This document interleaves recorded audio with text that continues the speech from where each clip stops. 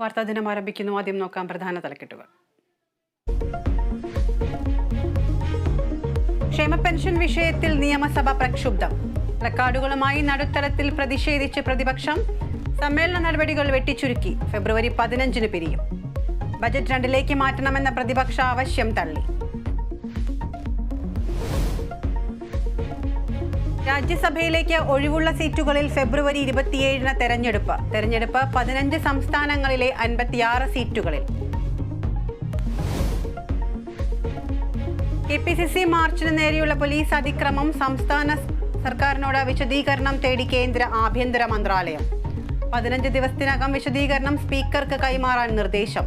നടപടി കെ മുരളീധരൻ ലോക്സഭാ സ്പീക്കർക്ക് നൽകിയ പരാതിയെ തുടർന്ന്. യൂത്ത് കോൺഗ്രസ് വ്യാജ തിരിച്ചറിയൽ കാർഡ് കേസിൽ മുഖ്യപ്രതി കീഴടങ്ങി. കാസർഗോഡ് സ്വദേശി ജെയ്സൺ കീഴടങ്ങിയത് കോടതി നിർദ്ദേശപ്രകാരം. വ്യാജരേഖ തയ്യാറാക്കിയത് ജെയ്സന്റെ നേതൃത്വത്തിലെന്ന museum police.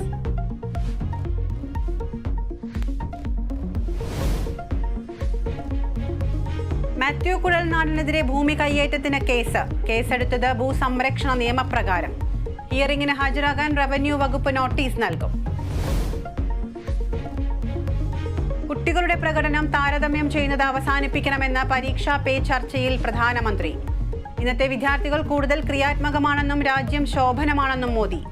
അവതാരകയായത് Kozhikode east hill കേന്ദ്രീയ വിദ്യാലയത്തിലെ വിദ്യാർത്ഥിനി മേഘ്ന എൻ നാഥ്.